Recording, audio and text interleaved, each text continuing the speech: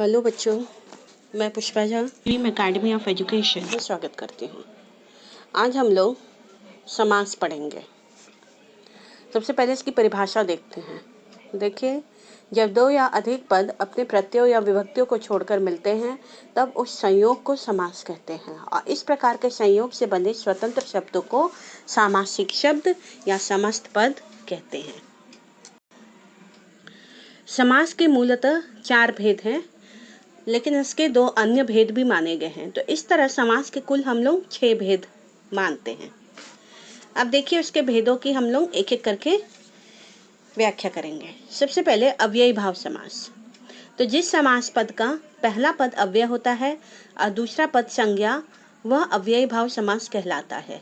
इसमें पहला पद प्रधान होता है और समस्त पद क्रिया विश्लेषण की भांति प्रयुक्त होता है, जैसे यथाशक्ति, शक्ति के अनुसार आदि। अगला है आपका तत्पुरुष समास। तत्पुरुष समास जिस समस्त पद का अंतिम खंड प्रधान हो उसमें तत्पुरुष समास रहता है, जैसे राजमंत्री। इसका जब हम लोग समास विग्रह करेंगे तो इसका विग्रह होगा राजा का मंत्री।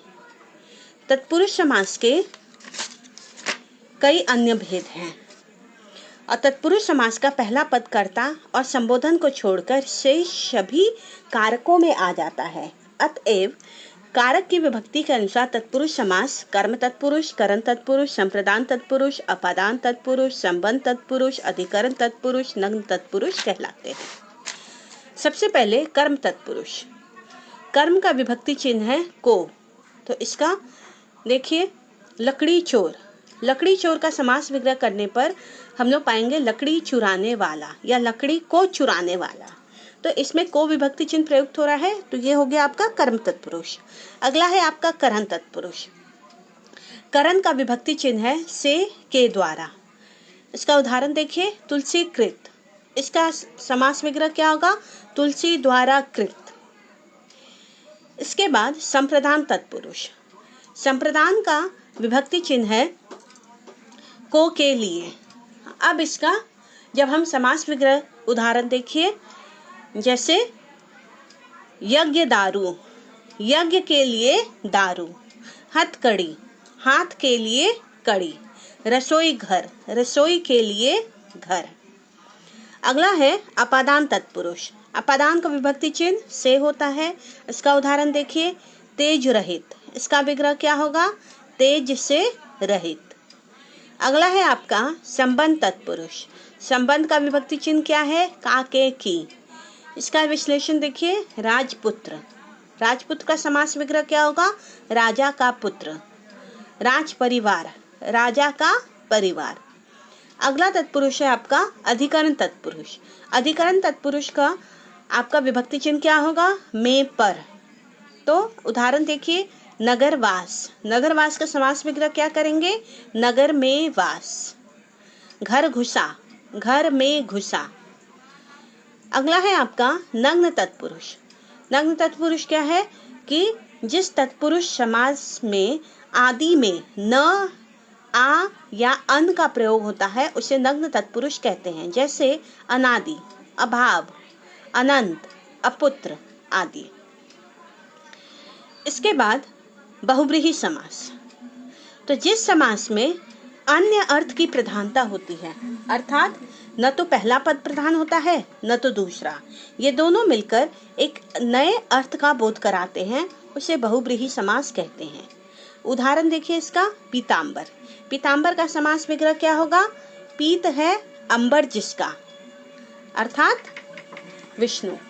नीलकंठ, नीला है कंठ जिसका, अर्थात शिव। लंबोदर, लंबा है उदर जिसका, अर्थात गणेश।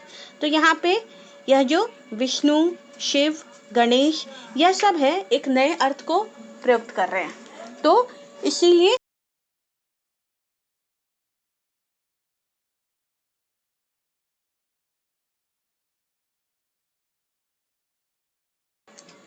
अब देखिए द्वंद्व समास। द्वंद्व समास क्या परिभाषा है? जिस समास में दोनों या सभी पद प्रधान हो उसे द्वंद्व समास कहते हैं। इन पदों के बीच और या अथवा समुच्चय बोधक शब्द लुप्त रहता है। जैसे सीताराम, सीताराम का समास विग्रह क्या होगा? सीता और राम। हाथ पांव, हाथ पांव का समास विग्रह क्या होगा? हाथ और पांव।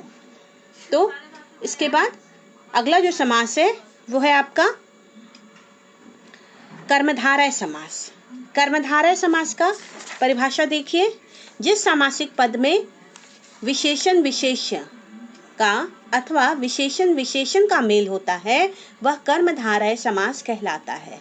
जैसे पीतांबर, पीतांबर का समास विग्रह क्या होगा?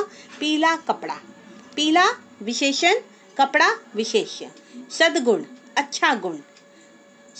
लाल पीला, लाल विशेषण, पीला भी विशेषण। तो इस तरह का जिसमें पहला पद विशेषण दूसरा पद विशेषण या पहला पद विशेषण दूसरा पद भी विशेषण होता है, इस तरह से जो सामासिक पद होते हैं उनको कर्मधारय समास कहते हैं। अगला जो है आपका द्विगु समास। द्विगु समास क्या है कि जिस समास में पहला पद संख्यावाचक विशेषण और दूसरा पद संज्ञा हो वह द्विगु समास कहलाता है। इसमें दूसरा पद मुख्य होता है। यह समास कर्मधारय का एक भेद ही माना गया है क्योंकि दोनों में पहला शब्द विशेष है। जैसे चतुर्मास, चतुर्मास का समास विग्रह क्या होगा? 4 महीनों का समूह। सप्तलोक, सप्तलोक का समास विग्रह होगा 7 लोकों का समूह। त्रिभुवन, त्रिभुवन का समास विग्रह होगा 3 लोकों का समूह। पंचतत्व, पंचतत्व का समास विग्रह होगा 5 है जो तत्व उनका समूह।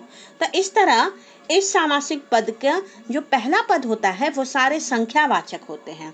तो जिस सामासिक पद का पहला पद संख्यावाचक हो वह द्विगु समास कहलाता है।